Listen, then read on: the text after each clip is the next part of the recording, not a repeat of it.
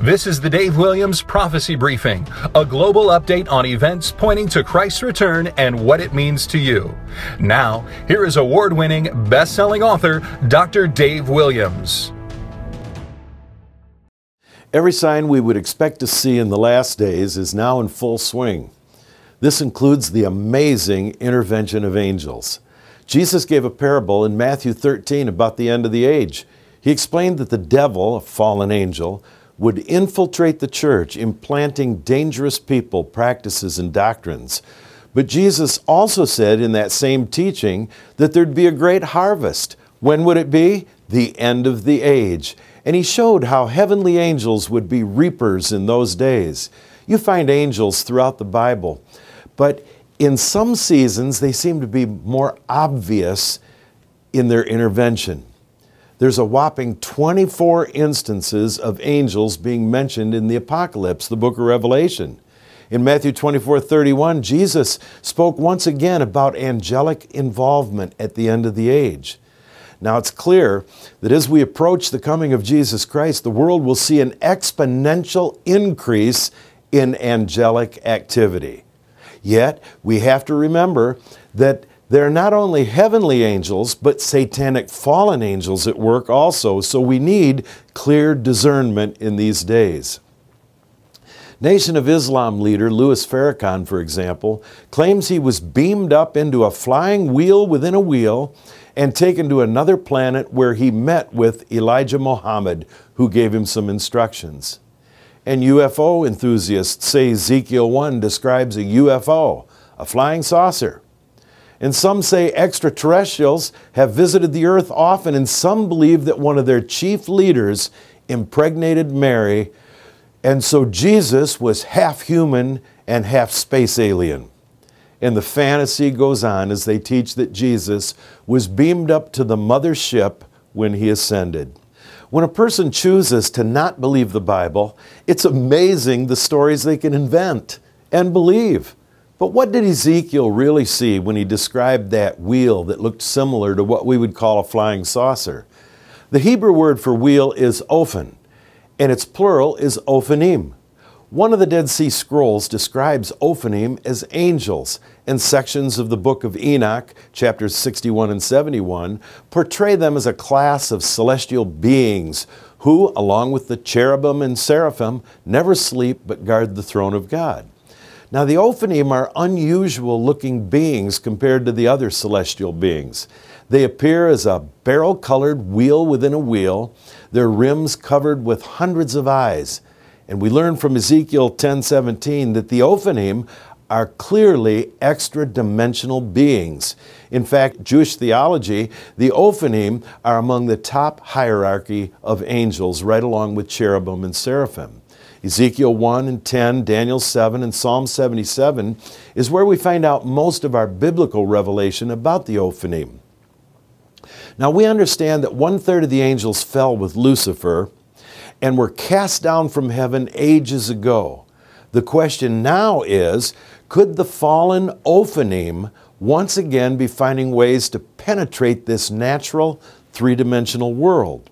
Reports are stunning about alien abductions, and all with similar stories.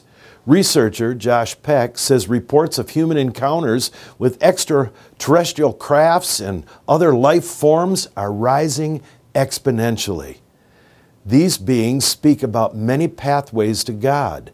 They talk about world peace and how the Space Brothers are here to help the planet.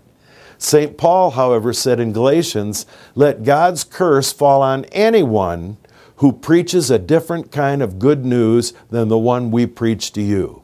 Here's something interesting. Never has a born-again Christian been abducted by these so-called space aliens. A moment ago, I mentioned Josh Peck. Josh is a Christian researcher with amazing investigative insight about angels. He's the author of Quantum Creation, Does the Supernatural Lurk in the Fourth Dimension? And Peck said it would seem that the veil between here and the place of the spiritual, extra-dimensional existence is beginning to thin as we approach the coming of Christ. This is interesting in light of the conditions of which Jesus spoke concerning the end times. He said in Matthew 24:37, "But as the days of Noah were, so also will be the coming of the Son of Man." Well, in the days of Noah, fallen angels somehow apparently pierced the veil of this third-dimensional world, and they found a way to breed with human women, creating what was called the Nephilim giants. One of my prayer partners recently told me of her nephew fighting in Iraq and how he actually saw giants in the remote caves of that country. New Agers today report being in contact with spiritual beings. They call them ascended masters and spirit guides, who are speaking of the same matters as the so-called space aliens that have abducted humans. For example, these spirit guides, along with the space aliens, talk about many pathways to God. They speak of world peace and the environment and a coming world utopia. Angels are real. In Lot's days, angels rescued him, but others saw those angels as men. Interestingly, Jesus also told us in Luke 17 that His return would be in a day like the day of Lot. We might expect greater angelic involvement in our day-to-day lives as we approach Christ's coming. But we have to keep in mind, fallen angels and demonic forces are real too.